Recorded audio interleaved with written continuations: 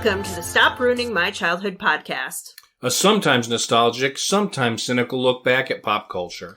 Join us as we revisit movies, cartoons, and live-action TV of the 80s and 90s, and ask the question, does this hold up, or did I just ruin my childhood? My name is Megan. And I'm Steve. And today, we're talking about Reading Rainbow. It is back to school season. Happy back to school. Or not, depending on how you feel about that.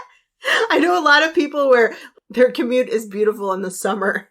Yeah, and then now that the buses are back, it's a little bit slower. And everybody has to leave like 20 minutes early. For me, I'm back to school. For Steve, a lot of your programs are back to school, right? Yep. And so we also, to tie in with our back to school theme with our educational show, Reading Rainbow, our non-sponsored snack segment, which today, for back to school, is Hunt's Snack Pack Puddings. Yes. Hunt's Snack Pack Puddings. And, okay, so here's the backstory of Steve and Megan's obtaining the snack pack, is that I bought 2 packs of snack pack pudding, one chocolate and one banana cream pie. The chocolate was for me, the banana cream pie was for Steve. We did eat them. Yes. So we have one banana cream pie left. We have a banana cream pie snack pack pudding left. I'm going to tell you, this is not even my favorite, but something just kind of hit me about that chocolate pudding. So while Steve's tasting his banana cream pie pudding, I'm going to tell you a little bit about the history. And we'll talk about our memories a little bit with this too, Steve, because this is... Oh my God, so good. This is a lot different. Don't take all the cream part off. I'm not. Don't worry. The original idea was developed in the late 1960s by Hunt Wesson Brands. So now it's owned by ConAgra. And basically, you know, a lot of...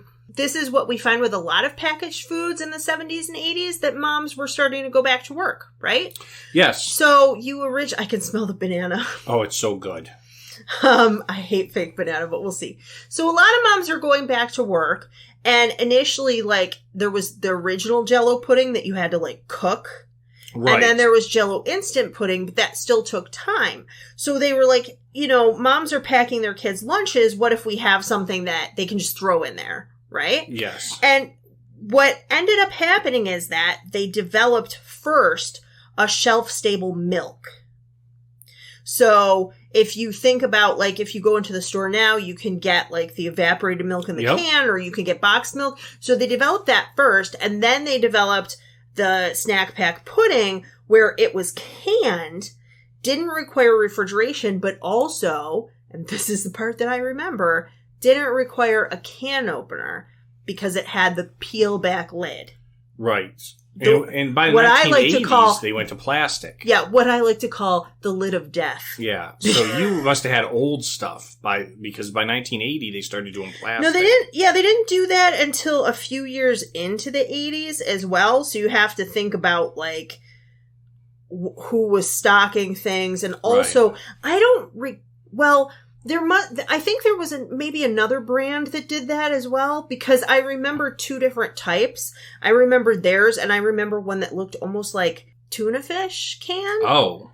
Well, it didn't taste like tuna fish. I know, but it looked like a short step. Yeah, but also we live near Canada, that's so some Canadian stuff I don't know if that's Canadian or not. I don't know. Can I have some, please? Yeah. Thank you. So, as you mentioned, it was started in 1968. By the early 1980s, they switched from can to plastic cups that were opaque. And then by the 90s, they switched to clear plastic cups, which is what they're served in now. And the interesting part is, too, that Hunt's Snack Pack Puddings initially started with a mascot. Yeah, I've read about this, too, but tell people what the mascot was doing. It was a horse, a pony, and its name was Snack Pack. But it would warn people to be careful with the lid. Yeah. Because you didn't want somebody to cut themselves, like you mentioned. Oh, I 100%. One of the most deadly snacks. You know, people think, well, oh my gosh, it's a sharp lid. But you have to remember, this is in the days of, like, lawn darts, right? Well, where our toys could kill us as well. Yeah, but this is like, here's the problem that I found. I did cut my fingers on the lid a couple of times. You did. But my big time memory is that, and probably because I don't learn things quickly, is cutting my tongue on the lid. Because you take the lid off and you lick it. Right. I know for a fact that the metal ones, I was very young because the first babysitter that I went to was before my brother was born, and also just after. So we stopped going to that babysitter because I started kindergarten. Yeah. I would have been under 5, but I remember very clearly cutting my tongue on it. It's also possible that she like stocked up on that kind of stuff, and it was like a year or so old. It's shelf stable, so who cares? She had a big pantry, but well, this is and sometimes people stocked up on things. I recall one time I was helping my grandmother clean out her kitchen, and I was down like under in her cupboards cleaning out like some of her food because she wanted dust in there. And I pull out, I'm probably a teenager, right? And I pull out a box of Swiss Miss that has the wooden doll on it. Oh my gosh. Yeah, that's hilarious. It was at least 10 years old. At least. The marketing was completely different. But was she feeding that to you? Well, no, she hadn't used it, but I was like, this is not good. We have to throw this out. Yeah. I didn't really, snack pack wise, I didn't really have snack packs a lot as a kid. Oh. As I mentioned before, like, we tended to get kind of a bit like healthier snacks. But also we bought lunch at school. So we didn't really bring lunch a lot. I brought lunch a lot. I had the metal ones. Mm-hmm. And I really liked the metal ones. I believe, and I could be mistaken, but I believe that when they changed to plastic that they also might have changed the formula. Because the thing is, even with this one, the initial taste is good. There is a horrible aftertaste. And like a chemically, like the preservatives, you can kind of taste a little bit. But yeah, the plastic cup snack packs are like the thing you get to take on a field trip. Right. Like, my mom would freeze them for me, and I think I mentioned, well, she used to do that with, like, a Yoo-hoo, too, as well. Yeah. And she'd freeze them for me so that when we went on the field trip, it wouldn't be warm. It would be, like, nice cold pudding. Yoo-hoo came in glass bottles. Wouldn't they break? No, it came in, Nesquik. Oh, Nesquik. Yeah. Oh, in, like, the boxes? No, it was, like, a plastic, yeah, it was a box. Yeah, Okay. You're right. It was a box of Nesquik. And it was, a lot of times I wanted strawberry, which made my tummy hurt, but that's fine. Okay. She'd have to deal with it if she wasn't one of the parents on the field trip. So how many books are you going to give this? We're doing Reading Rainbows, so we should do books. We should do books. So if you haven't been with us before, it's 1 out of 5 for the snack, 1 out of 10 for the show or movie, and we always pick something random. So out of books, I'll give it a 3. It's not my favorite. I'd rather make Jell-O pudding. Mm-hmm. But I don't like Jell-O pudding in the cup either. Again, there's just like something kind of not, but I do like it better than I like the Hunts. But yeah, for nostalgic sake, and I'll give it a 3. Okay. It was pretty good. There was a little bit of a chemical aftertaste to it. A little bit. But I did dig the banana cream pie flavor. Yeah, quite initially. a bit. So I'm going to give it a 4. Okay. So. Yeah.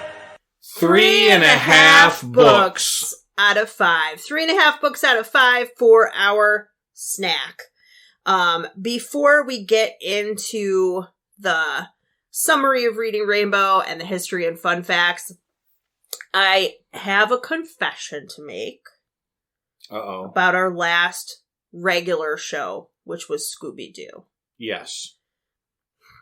I watched more episodes. I rated it wrong. Were you finding that you were too harsh on Scooby-Doo? Yeah, I was too harsh on Scooby-Doo, and I'll tell you, I played it back, and I was like, they had clues. There were a lot of funny moments. I think I gave it a 4, and you gave it a 7, mm-hmm. and I'm going to up it to a 6. Oh, so that makes it a 6.5. Yeah, and I will tell you, too, that when you go and read other things about Scooby-Doo, other people say very distinctly that, like, the pilot, which we did watch, and a couple of the very early episodes, it's like a show finding its rhythm. Right, they still had and to figure it out. So I gave it a shot, and I watched some of the later ones, and I was like, oh, I watched just 2 more, but I was like, that's true. Okay. That's true. So Scooby-Doo gets a revised vote from Megan and a 6.5 instead of whatever it was. 5.5. 5.5. Yep, that's all right. Moved it up a couple notches there. Still not my favorite, but definitely, that's a personal thing. And I think also, we've talked about this before. It's so hard because there's stuff like Transformers and Strawberry Shortcake, and where the show isn't that great, but it's like the nostalgia and the lore and the toys that went with it and the merchandise, right? All of those kind of things that go along with it. But I think when you look at something like Scooby-Doo, you do have to look at it is popular for a reason. Yeah. And it did create a legacy. We also watched the movie. We did, yeah. After we recorded, we watched the live action movie. And I have to say, I've never seen it, and it was delightful. Yeah. I enjoyed it quite a bit. Yeah, it was good. I thought the acting was good. I thought it was a good cast with Freddie Prinze Jr., Michelle Gellar, Matthew Lillard. I always forget the girl that played Velma. I know, and now I'm blanking on it too, and we were just talking about her earlier today. Yeah. Linda Cardellini. Linda Cardellini. They did a really good, I thought they were a good cast together, and I thought they did pretty good representations of the cartoon character they were playing. Yeah, just as a mini review, what I liked is that they did representations of the cartoon, but they didn't play them as if they were the cartoon characters, which was one of the reasons I never watched the movie, because I thought that's kind of how it would be. But, yeah, so... I'd seen the movie before. Yeah. But had you seen it? No, I had never seen it. I had seen it before. I mean, it's been out for quite some time, but also it has Sarah Michelle Gellar in it, who was number 1 on my list for a long time. You said that before. Oh, we are going to watch Buffy the Vampire Slayer in October. We are. So that's something to look forward to. But anyway, just a little taking care of business there. Let's get back into Reading Rainbow. Steve, can you give a summary of the show as a whole? Yep, the quick summary of Reading Rainbow. Reading Rainbow is a little bit different. I mean, we did our bonus with Double Dare a few weeks back, and that was a little different show as well. Yeah. This is different in the fact that, there's really not a lot of plot or story to Reading Rainbow. So it's hosted by Levar Burton, who a lot of people know from Star Trek The Next Generation, or even before that, Roots. And he would start the shows with kind of a little bit that he would do, usually kind of funny, humorous, or costumes, thematic in some way to that episode. And then that would lead him into a book that he would introduce, some sort of a children's picture book. And then that would be read with close-ups, basically. So it's almost like a cartoon where you're seeing the picture books, or you're seeing the illustrations from the book as it's read. Sometimes it was read by him. Other times it's read by children. Mm-hmm. I think it depends on the season. Yeah, and a few times, celebrities. Right. Yeah. But they read through this story, basically, of a children's book. And then after that, they would have other little bits. Like you might go, say the children's book is, say it was Give a Mouse a Cookie, right? Mm-hmm. LeVar Burton then might take us to go meet a real-life baker. Right. Who would show you what's involved in baking cookies, right? And so there was always some kind of a real-life bit involved as well that was educational. Mm-hmm. And then at the end of the episode, they would have children come in and give recommendations of books they've read. Yeah. Sometimes there would be, one of the episodes we watched had just one book. Another one had another book that was read afterwards. And then recommendations at the end. So again, I think it really depended on the episode. Yeah, and how long the book was. Exactly, how long the book was. Because the one we watched was a little bit of a shorter. Yeah, but that's kind of the setup of what each episode was like. Of course, they're all different depending on the book they were introducing. But it was really it was a great educational show, right? Where it's introducing kids to books, to the fun of it. You're also getting an education with the background bits that were, introduced to real people to do real jobs. It's really kind of neat. And then, of course, LeVar Burton brought a childlike kind of humor to it. Yeah, I think that's a really good, that's a really good way of putting it. So, for a little bit of history,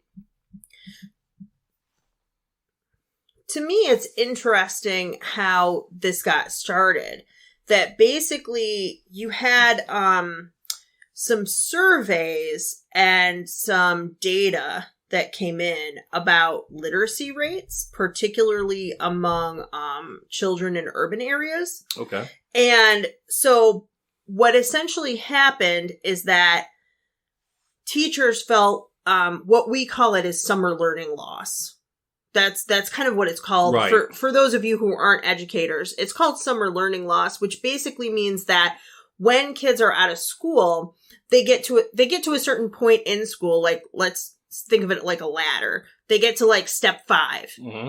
They go home in the summer if they don't keep up with some things like reading.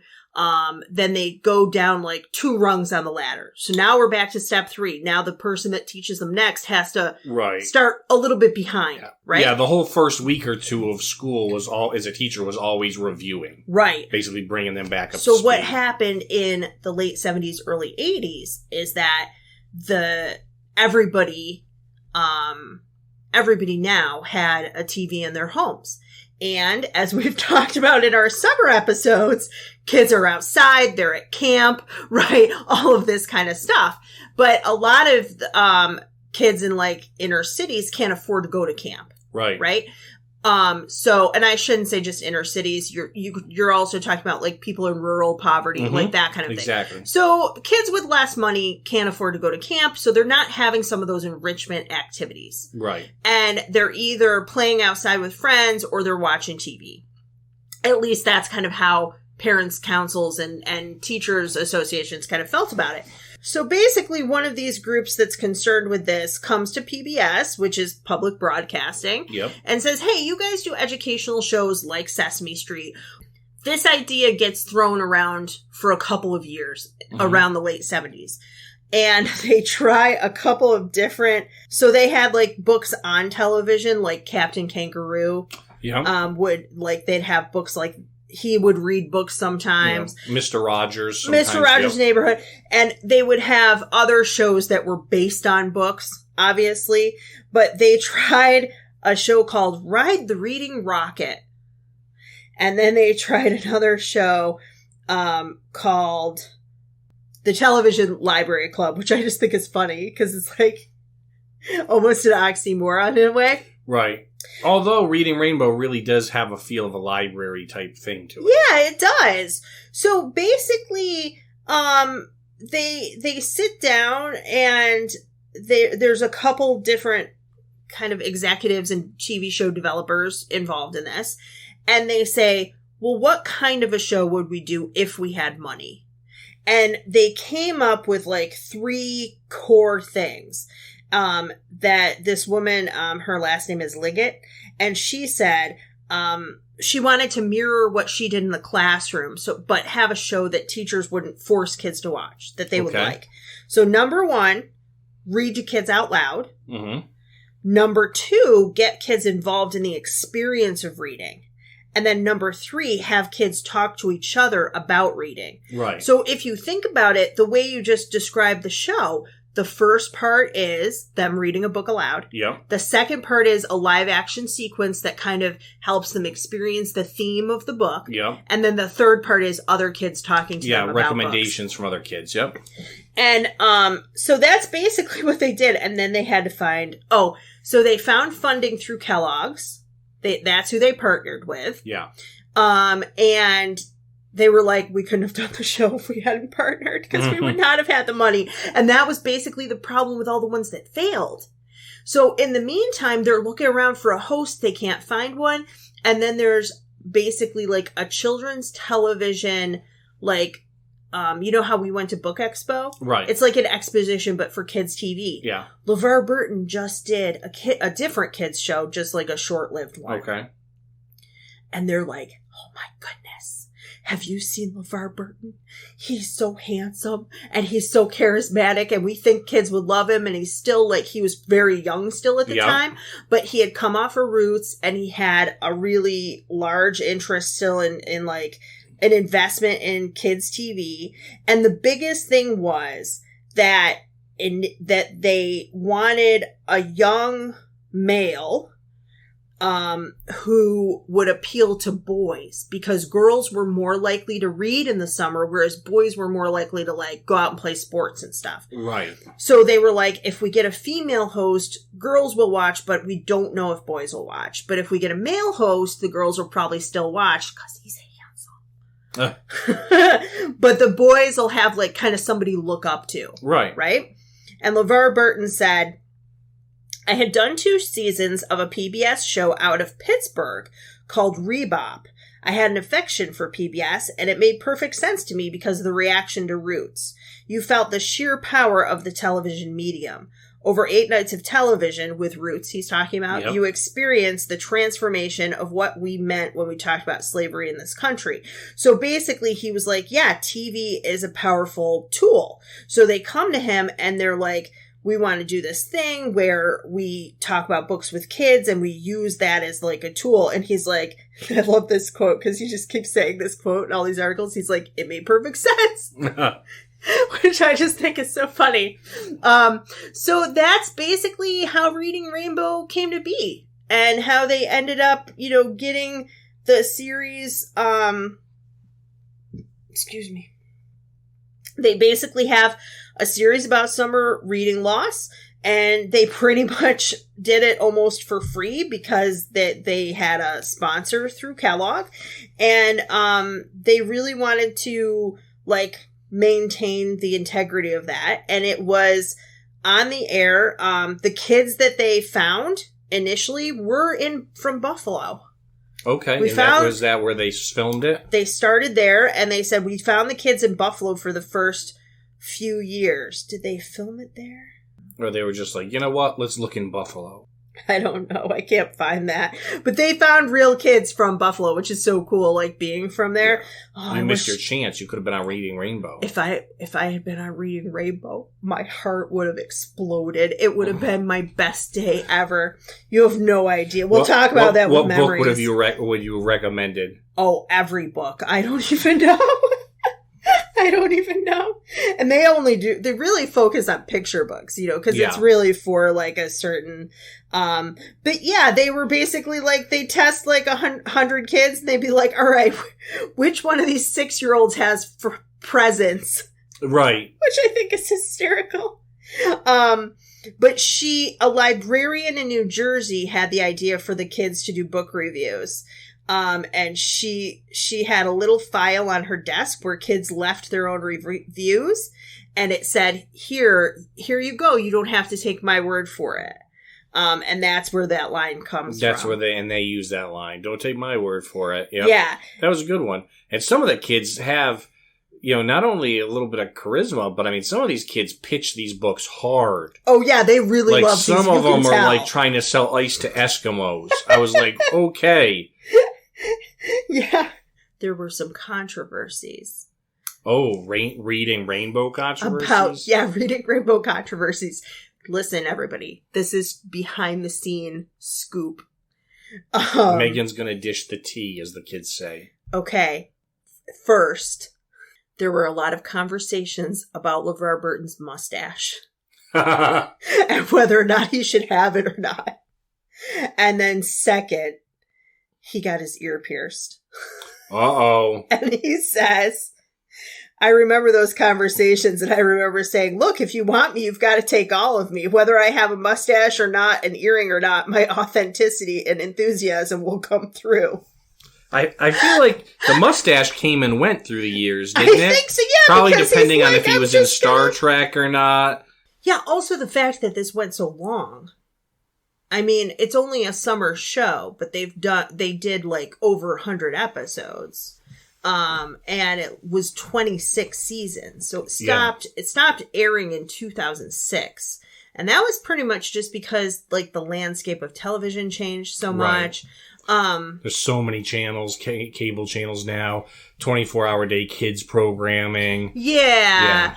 But, you know, a lot of the celebrities who read the books did that for free. Oh, nice. And they just knew, like, hey, this is something to help kids. Same thing with, like, the people, from what I can tell, the people whose book it was. You know, they had...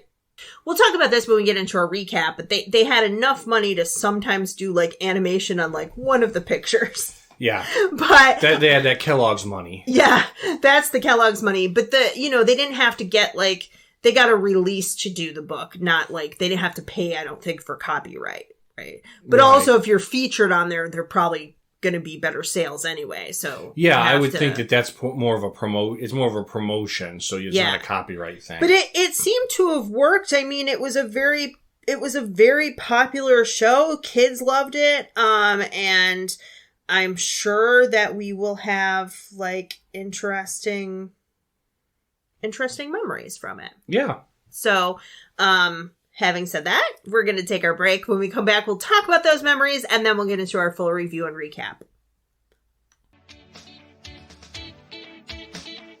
This podcast is supported by its creators and listeners like you. Help keep our show ad-free by visiting our website, stopruiningmychildhood.com. There you can find links to our social media. And this very podcast you're currently listening to. Both Megan and I are authors, and you can find links to our books on our About page. And on our Watch With Us page, you can find videos and links for all the shows and movies we discuss on the podcast. And more importantly, links to buy the nostalgic snacks we review as well. We also post bonus content about once a month. So like, subscribe, and follow. For a small independent podcast like ours, it really does make a difference. Thanks. And now, back to the show. So, Steve, before we start our memories, I just want to make a note that you can still enjoy listening to Levar Burton read to you. Because he has a podcast that I did not know about until I started doing research for this show. And it's called Levar Burton Reads. And Steve, it is delightful. It is the most calming, lovely, beautiful podcast. And listen, if you stop listening to ours to listen to his, I get it. Well, let's not get crazy, but yes. But he basically says, like, hey, the only thing these short stories have in common is that I like them. That's it.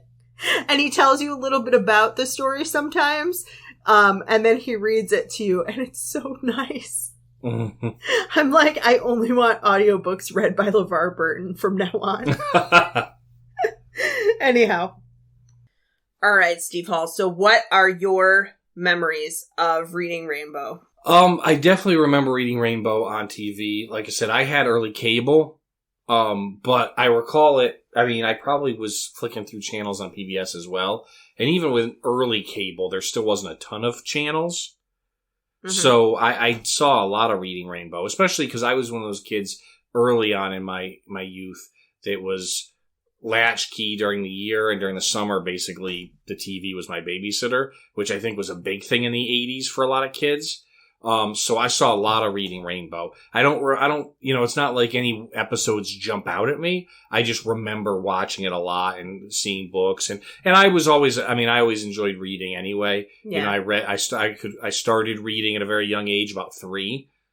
So I could read chapter books in like kindergarten, right? So I was a little more advanced, but I still really enjoyed the show. I liked the reading. I liked all the little stuff. I liked LeVar Burton a lot. Yeah. So let's just pause to talk about a thing that you just said, because you and I had a conversation with my parents recently. Do you remember what they said about why? Because I said to them, how come you didn't teach me to read, like, before I went to school? Right. And what did they say? I don't remember. Did they say, like, they didn't want you? They were like, you were awkward enough. We didn't want you to be more awkward. Thanks, Mom and Dad.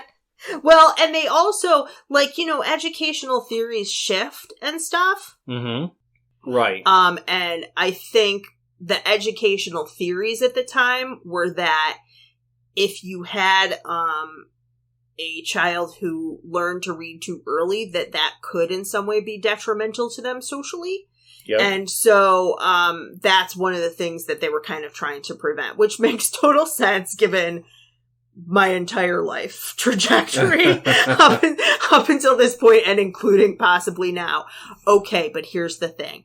I love books so much, and I have a pretty big children's book collection, but I was obsessed with this show, like full on obsessed. And when I finally did learn to read and write, I watched this show for a very long time. When I finally did learn to read and write, I would write down all the recommendations that look good to me. And I do remember very specific episodes from this. Liang and the Magic Paintbrush. Reading Rainbow, what I really appreciated about it at the time, and also here, now as an adult, I can kind of be like, oh, that's what I was appreciating, and kind of like put it into words, is that a lot of the books had like cultural or historical influences, or it would be like Liang the Magic Paintbrush is a story from an Asian writer. Mm-hmm. Or possibly an Asian American writer. There were other ones that took place, like, you know, in the adobes of Arizona, or there were other. So you would learn about like Native American culture. You would learn about Asian history. You would learn about you could learn about all these different things that, to me, a lot of times those were things that were not taught in school. Right. Like, I think they are now. But I think at that point in time, in the early, you know, when I was watching this, would have been very early 80s and possibly into the 90s, because my brother watched it too.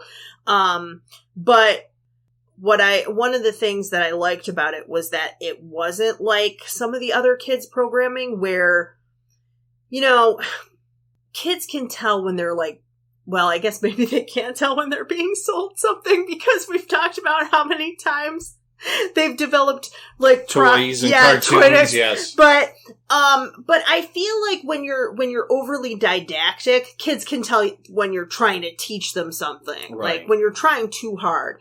But you know, things like later on, Sesame Street became like kind of more commercialized, where they made like all these toys based on all the characters. You had later on, when my brother was little, and I think maybe a little after him, was Barney. Mm-hmm.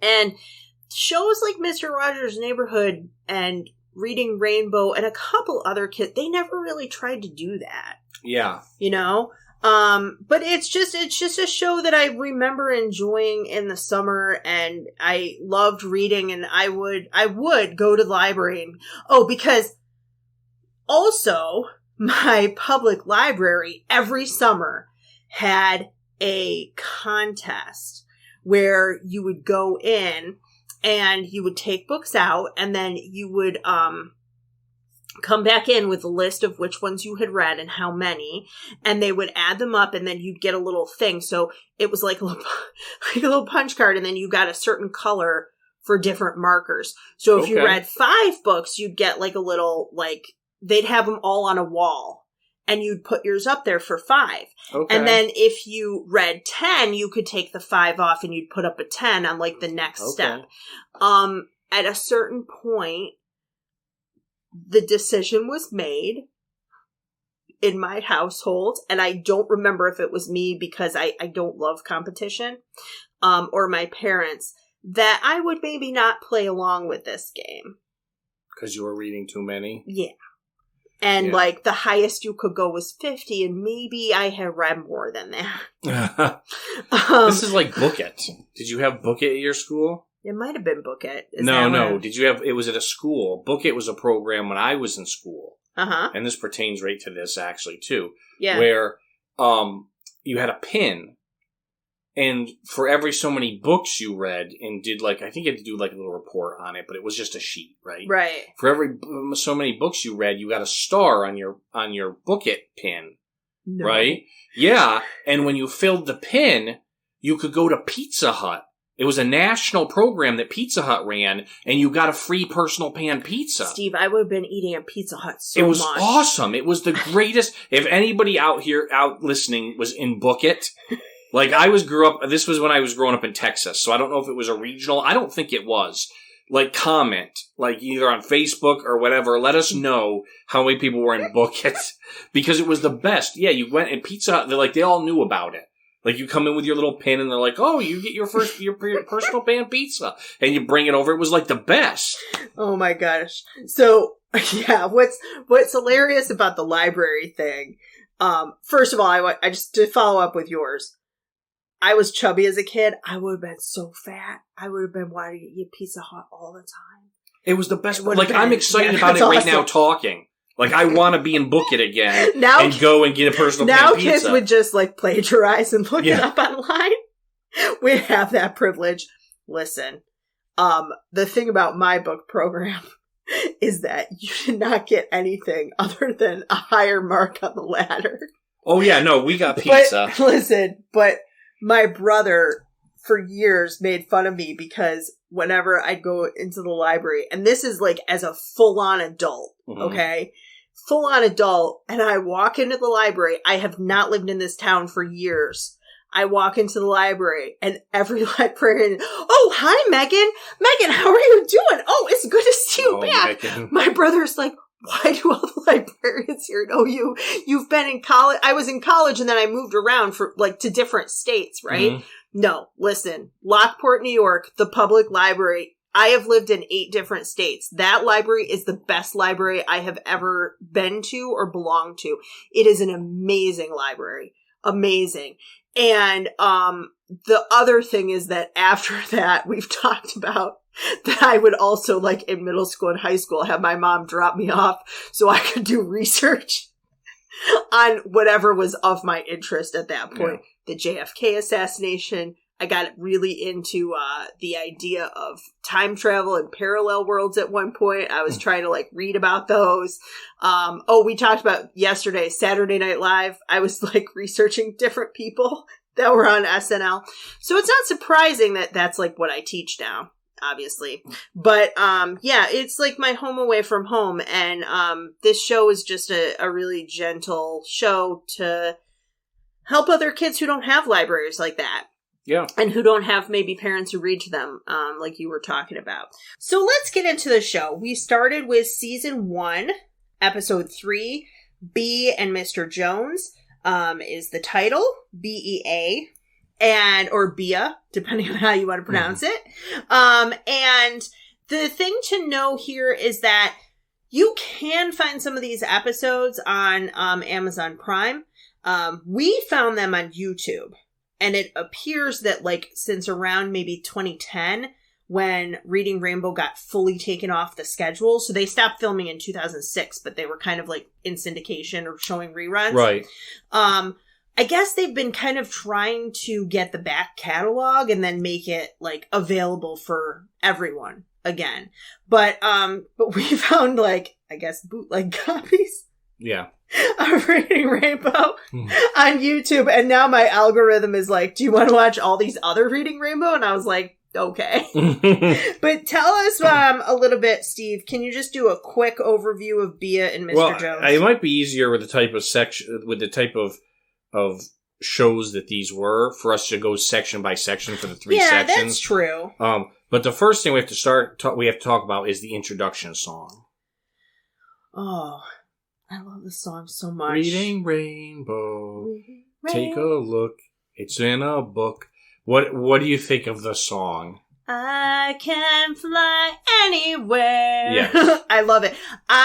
We had to find the original because the remix I don't care for. I didn't care for the remix song that must have been added later. It's not even the visuals behind it, which are fine. It's just there's something about the electronic version of the music that I don't really care for.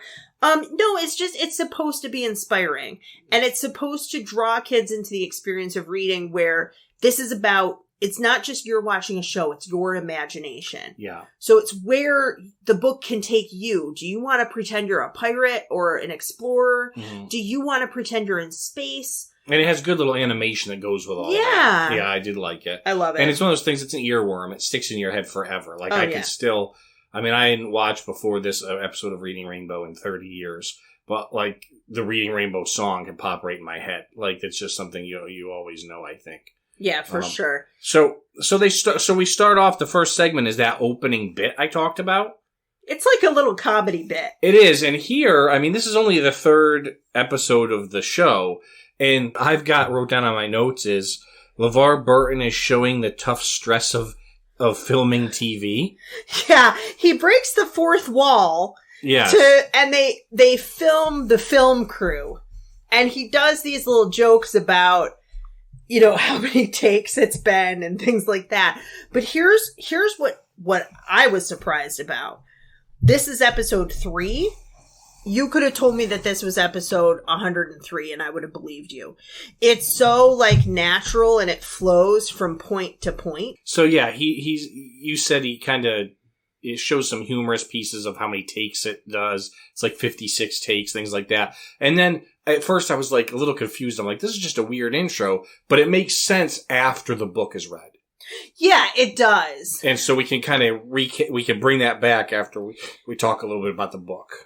So it's establishing a theme, basically. Is. But I can also see how for kids it would grab your attention. It definitely would, because especially he's trying to say, like, rubber baby buggy bumpers. Like, yeah, he's doing tongue twisters. He's doing tongue twisters, and it's kind of funny. And then we have the book pretty much right away. Yeah, they jump right into B and Mr. Jones. B is a 5-year-old who is tired of her monotonous life. Yes. She hates going to kindergarten every day. And at the same time, her father, who is referred to as Mr. Jones, which just keeps making me think of the song Mr. Jones and Me. Yes. Mr. Jones is sick of work. And his job is boring and he hates it. And the book is being read by actress Madeline Kahn. Oh, okay. Who you might know from... Kahn! No. That's a good guess. In a lot of things with Peter Bogdanovich and also Mel Brooks. Okay. So, What's Up, Doc? Young Frankenstein. History of the World Part 1, Blazing Saddles, like those kind of things. Yeah, she's a lot of things in, like, the late 70s, early 80s. Okay. So B and Mr. Jones decide to switch places for the day. Yes. Since Mr. Jones is tired of his marketing job in the big city, and B is tired of kindergarten. Yeah. So, this is my favorite part of the book. That B puts on a coat and tie and feels important.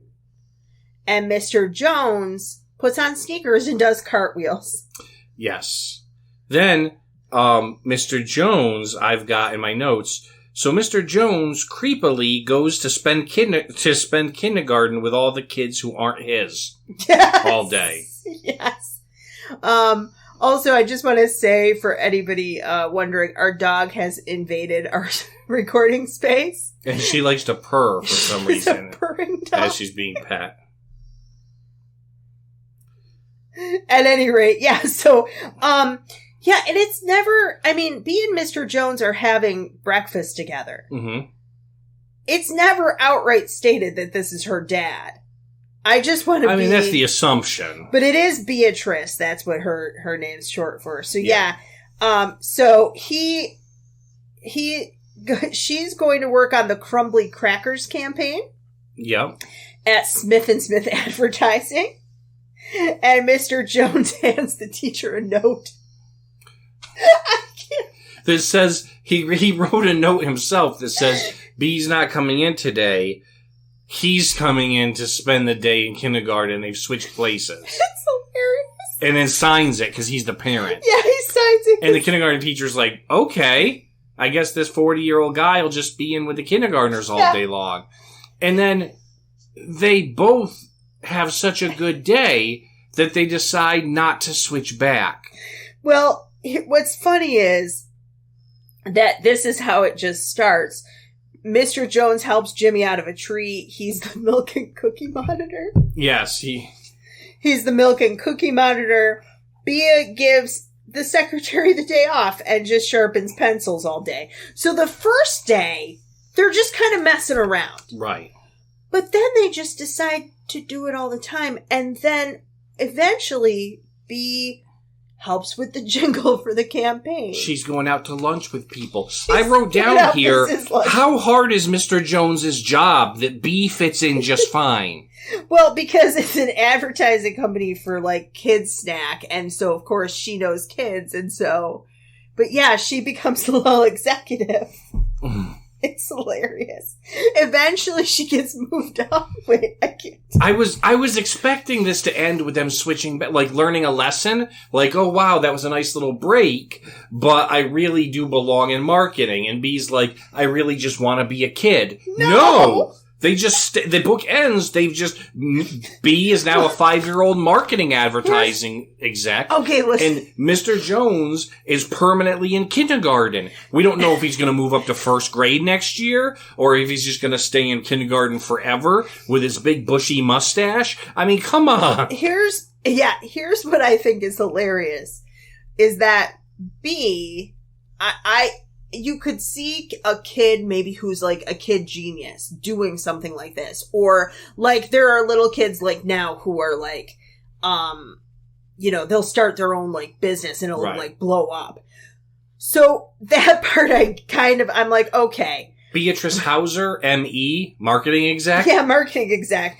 Like Doogie Howser. Doogie Howser, yeah. But what I don't understand is that Mr. Jones is going to spend the rest of his life as if he's kind of like impaired in some way. Just going to kindergarten. And he's spelling out like one scene and no kid would, this is a parental joke, okay? This is a joke for parents.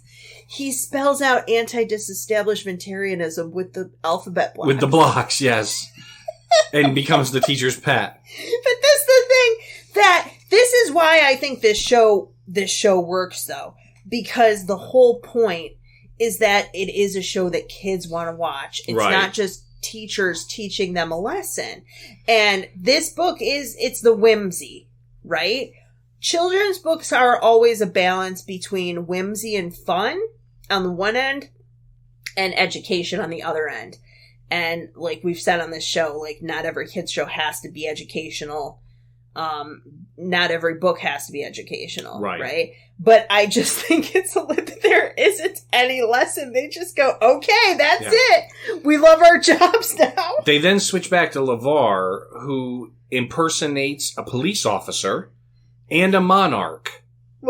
When he's dressed up like a policeman, it's clear that he's doing this thing again of like, as an actor, you get to dress up in different things. But this kid asks him, he's lost, and he comes up and he goes, I don't know how to get home. And LeVar goes, well, where do you live? And the kid tells him, he goes, oh, you just go 3 blocks down and 2 blocks over. Yeah. Which is... That's not far at all. That's how you ended up on a film set. This is also how you end up on a milk carton, Steve. Yeah, especially in the 80s, right?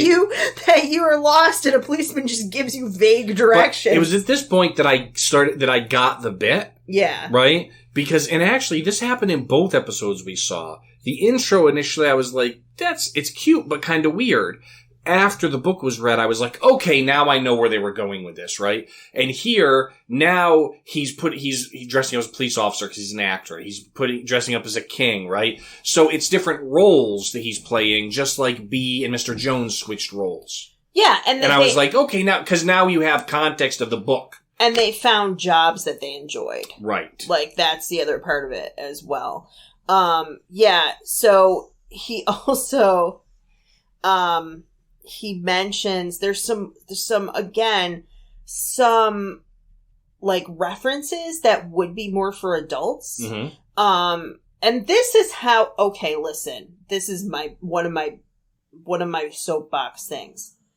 There is a correct way to do things for kids that also appeal to adults. Mm-hmm. And what ends up happening, particularly since Shrek, because they tried to do it a certain way. Yes. Is that it ends up being like sexual innuendos that they don't think kids will get.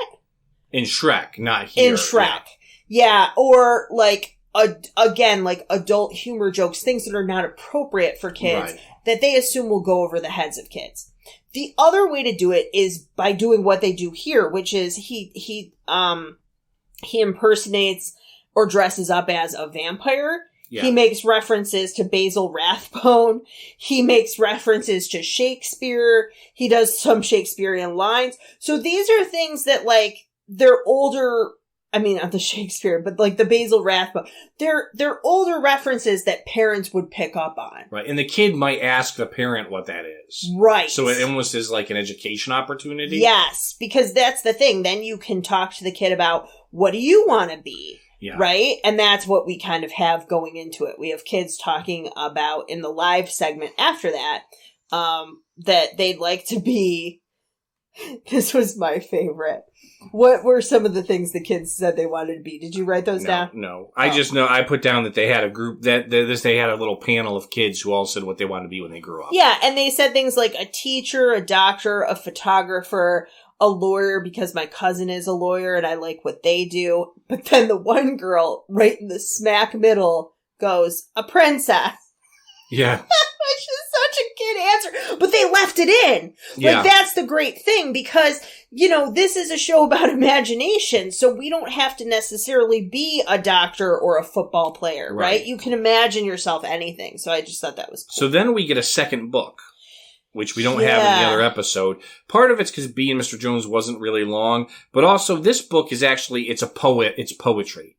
Mm-hmm. So it's very short. It's illustrated, but it's basically a poem. Yeah, they do something interesting where they intercut between the illustrations, which are stagnant illustrations, mm-hmm. and then live footage of kids playing with kites and balloons and things. Mm-hmm. It's really quite interesting.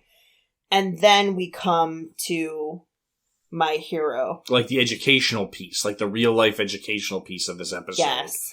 Jason Hardman. Who's, 12 at the time? 12 at the time. And he started a library. Now, ruining our childhood a little bit, we looked him up and he has passed away.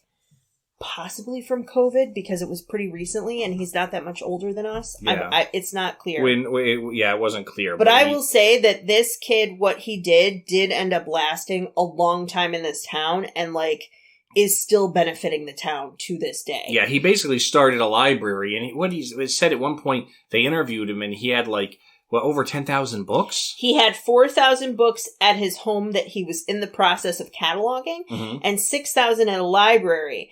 And basically, he lived in this very small rural area. They did not have a town library. And he loved reading. And so to get to the next town over, he would have to ride his bike. And that library was like, what do you say, like 9 miles away or something? 9 miles away. And so he said that they should have their own. And then when that kind of went public, and he was on like the Letterman show and stuff for like being the youngest kid librarian. Yeah. And so he got a little space and got some things. And then it went... for the 80s, it went viral. Right. And then people started donating books. Yeah, they started sending more books. And they had a section where they were interviewing him and he's talking, and he's got a space in his teeth. And I write down, kid runs a library, but doesn't even have all his adult teeth yet. Right. No, he doesn't. No, he's got some of his baby teeth still. And also, he does school. He comes home from school.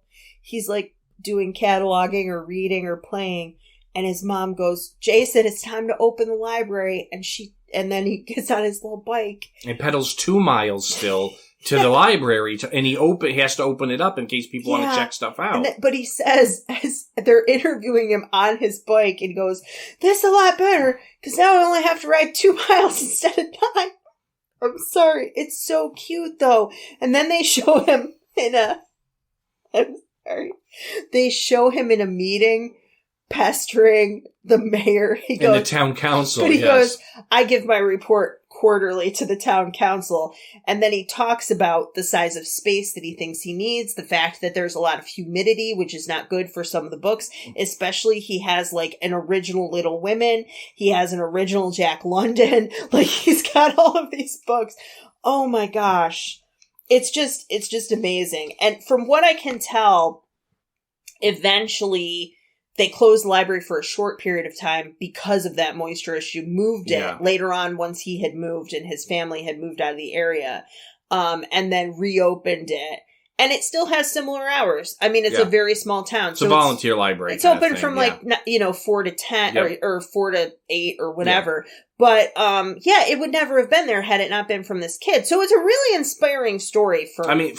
For us even, but especially for kids, right? Oh, yeah. I mean, to see that and be like, oh, I could do that. Like, that was really cool. And so then it ends the last section with more kid referrals. And I did, at one point, card catalog my home library. Of course you did. As a child. And also our video library. Oh boy. I was tired of not knowing what books I had and what books I didn't. I did that too. It's called My Watch List on Netflix. It's catalog for me. No, I had everything for our videos, especially because they were all like shoved under the TV. So I made a library out of them, and I had categories for like comedy, drama, whatever, and then I had them also in alphabetical order. So they were cataloged twice, like a card catalog would do. I'm kind of a nerd, I guess. All right, academic camp. All right, so. We have then our second episode.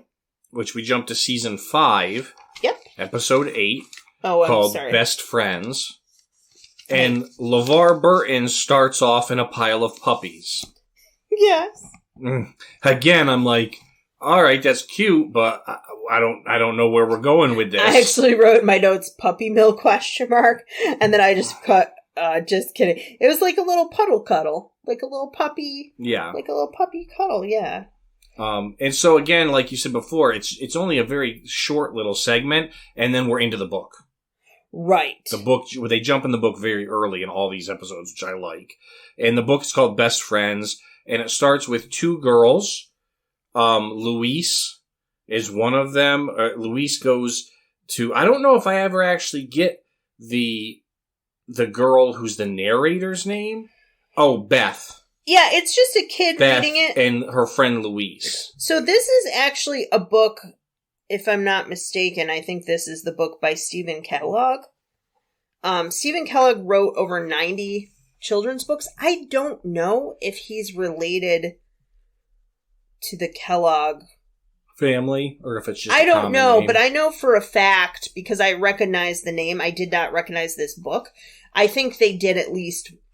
They did a couple others of his books as well. Yeah. So these 2 girls are like best friends. They do everything together. And then Louise goes to visit her aunt and uncle. Yeah, this was, to me, a little bit of an odd book because the story that you think you're starting with, like, the story changed a couple of times. Like, my expectations. Does that make sense? Yeah. Like, I thought it was going to be about 2 girls who are friends and they're doing imagination about, like, horses. And then the one girl goes off to summer camp. Yeah. And then the other girl is home. And then you follow her for a little bit.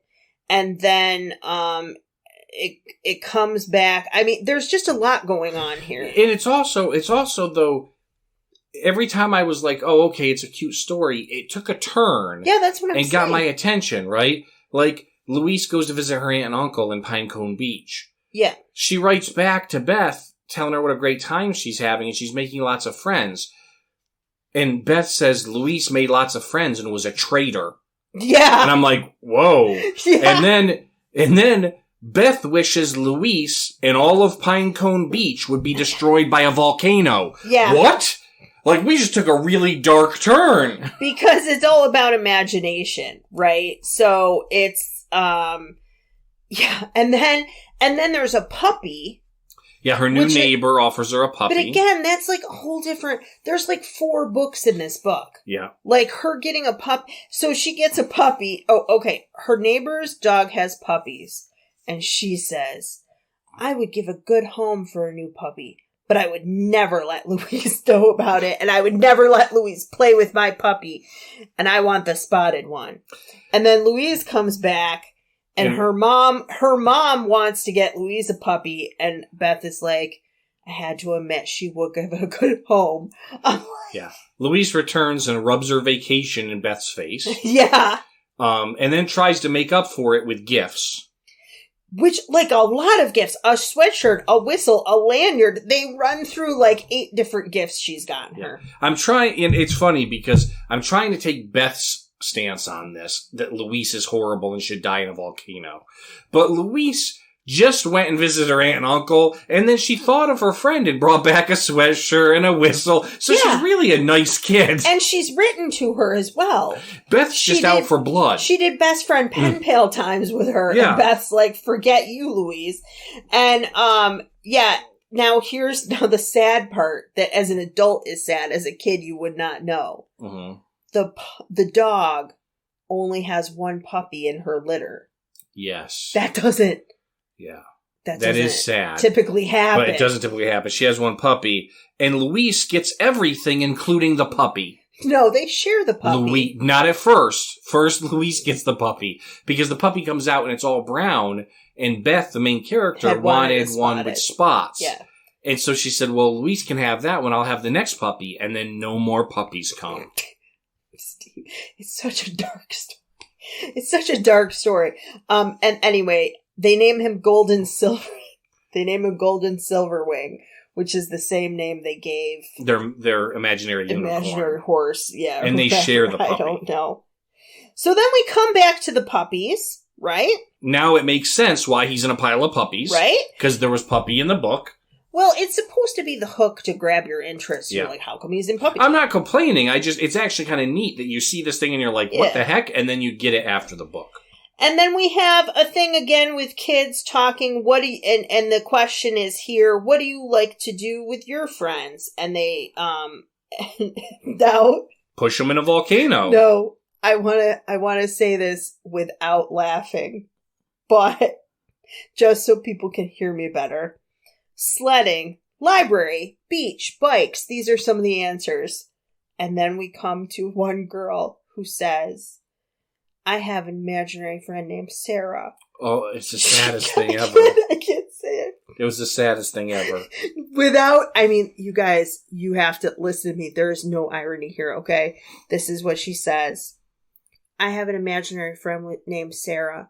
She goes to school with me, but nobody else can see her because she's invisible. And then they cut away, and I'm like crying. And then they cut away to someone's like, me and my friend play baseball. Yes! And it's like the saddest thing ever.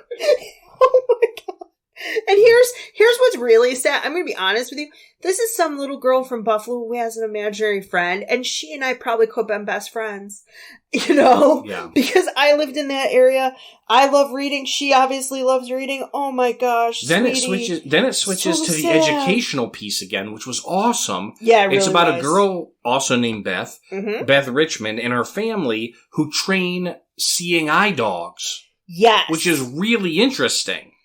Except that Beth's brother is a little pill and a whiner, and I didn't care for that. But they go back and forth between what I found interesting. Okay, I'm going to tell you guys, I legitimately learned something from this. Yeah. Because I didn't realize or think about, they do have to train the dog. They also have to train the person who's going to have the dog. Yeah. So they do different exercises with the person who's going to receive the dog to show her what it will be like having a dog and how to rely on the dog and all of those kind of things. It was very interesting. Yes. Very, very interesting. Then we go back to Beth's house and her brother's like, but I want to keep the dog. I'm attached to it. And I also noticed there's Rice Krispies on the table with no fake label because this is sponsored by Kellogg's. Right.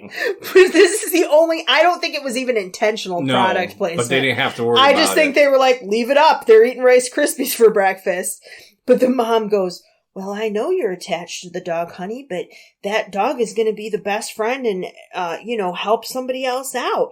And that's why we have the dog to, train it up. And the kid's like, I don't care. But Beth understands, and they give up the dog. Then she gets a new puppy to train. Yep. Then they switch to a little segment on dog shows.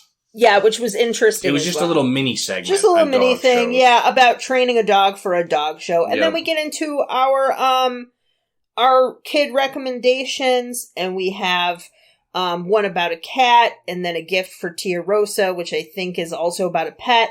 And then and then my favorite thing is these are all kids, right? And then they have a dog sitting next to the book, but a human voice behind it. Yeah, voicing the dog, yes. And the book is called The Puppy Who Wanted a Boy. Yes. Which is also sad, but not as sad as that little girl's imaginary friend. Oh my Sarah. goodness. So, I don't even know her name, but I know the name of her imaginary friend. Steve, this is like on The Office. There's this thing with Michael Scott where they show a clip of him from being on a kids show. And he's like, I want to have 100 kids. And the puppet's like, why? And he goes, so I can have 100 friends and nobody will ever make fun of me or leave me again. Yeah. That's how sad this was. You guys, this was like a real life version of that moment. Oh my gosh. So at any rate, the kid recommendations and the dog recommendations close out the show. Yep. And that's the end of the 2 episodes we watched. What's the reception, Steve? What do people think Reading about Rainbow it? won a lot of awards. Oh, I bet it did. Action for Children's Television Awards, Image Awards, Monitor Awards. But really the big ones I wanted to touch base on. Okay, this is really the showstopper that I think tells you the reception. Mm-hmm. Reading Rainbow won 15 Daytime Emmys. Wow. It was nominated 58 times. Whoa. For Daytime Emmy Awards. Okay. And it also was nominated twice for Primetime Emmys, which must have been some kind of special they were running, where it was on at nighttime. Okay. That's crazy. 58 nominations, 15 wins. And it's hilarious because I was telling you one time, I was watching something with Levar Burton's daughter, and she was doing an interview zooming from home. Yes, you did. She's zooming from their house in his den, and behind her is this line of Emmy Awards. Yeah. The nighttime ones, I'm guessing, so remember when we were on YouTube looking for episodes? Yeah. Some of them were like an hour and a half. It might have been like a nighttime. I'm guessing that was thing. the prime time. Yeah. Yeah, interesting. So 58 daytime nominations, 15 Emmy Awards. Wow. Yeah, that's astounding.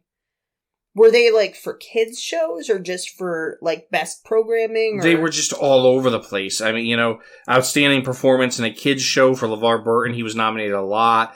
Outstanding children's series. They won for outstanding children's series. They won and they had to beat out outstanding videotape editing, which was done really well. A lot of children's series. Outstanding directing in a children's series. They had to beat out Sesame Street for that as well. Because that's who they would have been up against. And anybody on, like we've talked about, early Nickelodeon, right? Our dog is snoring now. Do you have another? Outstanding live and direct-to-tape sound mixing in a children's series, which is interesting. Okay. Let me ask you this, though. Did LeVar Burton win People Magazine's Sexiest Man of the Year? Did he? No. Okay. But he certainly deserved to. Well, I mean, he's a handsome man, but I don't know if he's Sexiest Man of the Year material. Anybody who reads me a book is going to automatically jump up like 2 or 3 points on the 10-point scale. He's not Hugh Jackman, Ryan Reynolds level.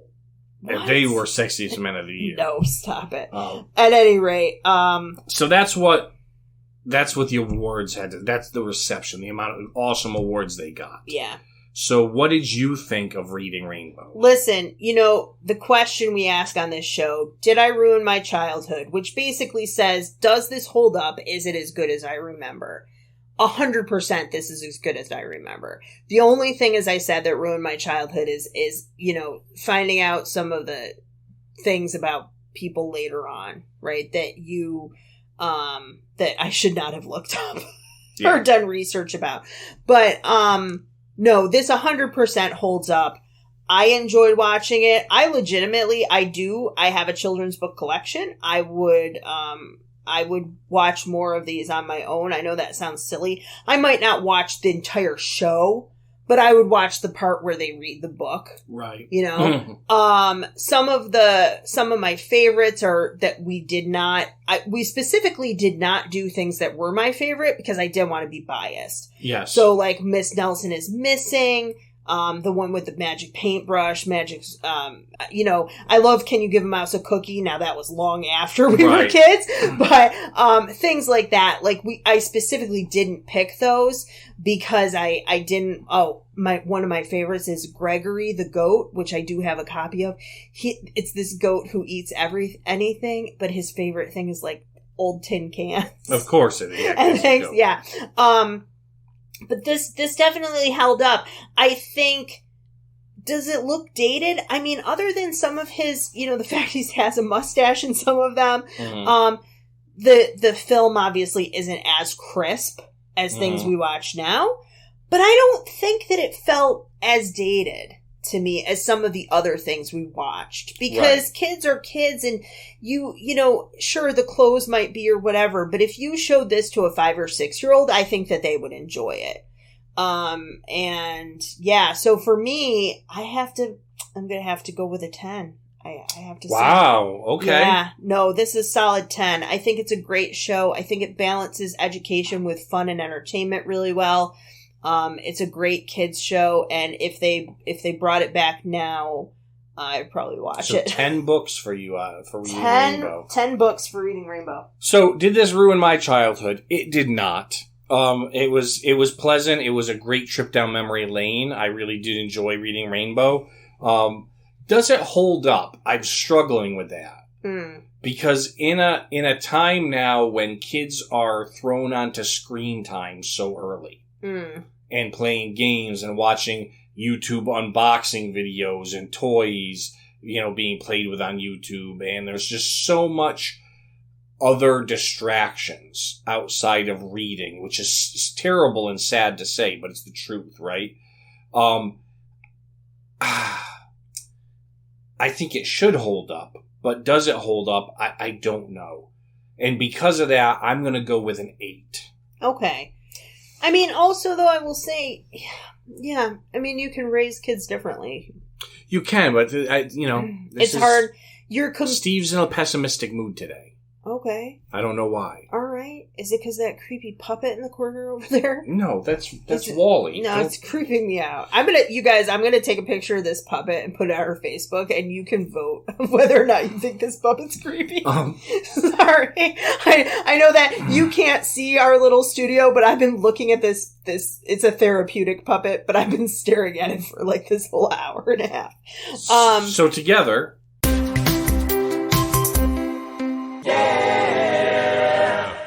9 books out of 10. 9 out of 10 books. That's pretty good. 9 out of 10 is very high. That's a high rating. And 4 out of 5 for the 3.5. 3.5. And 3.5 out of 5 for the snack. So not a bad week. Not a bad week at all to start off our back to school. Yes. All right. That finishes up Reading Rainbow. But you guys, I have been waiting for so long. We started this podcast in February, right? Yes. This should be, I think this is maybe our 38th episode. It's getting up there. Okay. I have been waiting for a very, very long time because I wanted to do ABC after school specials for a movie pick. Okay. And we have finally come to that day. And now is the day of reckoning. I can't say it without laughing. There it is. Now is the day of reckoning. Okay. I could only find these on YouTube. I wonder why. They are 45 minutes long, so we're going to watch 2 like we would for... It'd be about, the length for like of a movie. Okay. So you can pick one, and then I'll pick one. Okay. And I'm going to read you nothing but the title. All right. I like that. That's the only thing you get. All of these that I'm reading are from 1977 It looks like the latest one is 83. They made them long after that, and I have one that was my favorite, and I could not find it. Like, it was done in the 90s. But here we go. Reading. Number 1. Reading, Writing, and Reefer. Okay. Number 2. Have you ever been ashamed of your parents? Number 3. Testing dirty. Okay. Number 4. What if I'm gay? Wow. This is pretty early for this. That's not I'm gay. It's just what if? What if? Okay. 1987. So a little bit later. What are friends for? Question mark? Question mark. The Gymnast. And Schoolboy Father. It's No Crush, I'm in Love. And A Hitchhiking Tragedy. And the last one is Very Good Friends / Beat the Turtle Drum. I don't know. Okay, well, it doesn't matter because I'm going with A Hitchhiking Tragedy. Okay. Because just the other day I was driving down the road and I thought to myself, you know what? Nobody hitchhikes anymore. That's like a lost art. Well, now we know why. Well, we will. We will. A Hitchhiking Tragedy is also called Andrea's Story. And I'm going to pick, because I think this is interesting, 1983, it stars Cynthia Nixon from Sex and the City. Oh, okay, yeah. And then later, trying to run for political office. Yes. And then again for Sex and the City. Right. Cynthia Nixon, It's No Crush, I'm in Love. But okay. I also think it's possible that one might not be as heavy as A Hitchhiking Tragedy. All right. So, Steve is willing to watch A Hitchhiking Tragedy. I am. Megan is interested in teenage love, apparently. And that is what is coming up. We are in the middle of a cycle, so we just did... Reading Rainbow. No, the cartoon. Oh, so we just did Scooby-Doo. That was our cartoon. Now we're in our back to school season. So we're doing Reading Rainbow. Then we're going to do the after school specials. And then after that, we're going to have our back to school cartoon. The Magic School Bus. The Magic School Bus. And then after that, we'll get into maybe some Halloween stuff. Yes. So that's our plan. Thank you guys so much for listening. Oh, I want to say before we head out, Steve, we have right now, as we're recording this, we do these a little bit early. We have over 500 subscribers. We're getting downloads like about 100 a day. Yeah, typically. A little bit, yeah. Every week we get, around that number. Around 700, 800 downloads. Yeah, sometimes per week. We are quickly moving in on the 10,000 mark. When we started this, I never thought that we would have those kind of numbers. I thought it would just be you and I listening to ourselves on the podcast on our way to work. And like maybe my mom. Maybe. Maybe. For the ones that she knows. I don't think she would have hung in for 38 of them. No, probably not. But it's just fascinating to me. There are other podcasts that are like, for entertainment podcasts, that's pretty unusual. So we're just like really thankful to you guys for listening, for participating and playing along and messaging us. And we're going to be even more active soon on Facebook. We had a blog, but I found people weren't really going to it. So we're just going to post some of these things, like some pictures and some fun facts and places you can find some of this stuff. We're going to be posting those to our Facebook page and hopefully you can follow us there as well. And we just wanted to say thanks for the listens and thanks for subscribing. Definitely. That's it. So we're also going to be soon on Zabe's show, our friend Zabe. We are, yep. Who will save Generation X. And we'll be giving you more of those details when that show comes out. It's a really fun trivia game. And we got to guest star on it and go head to head. Megan versus Steve. Yes. And it's a really fun show. We played some exciting games, some games that we excelled at in some games that we failed miserably. Yes. So that's coming up, as are the ABC after school specials, the drama. We had some education for school, Stephen. Now we're going into the drama. Yes. The drama of high school. So, yeah, we'll see you guys then. Thanks for listening.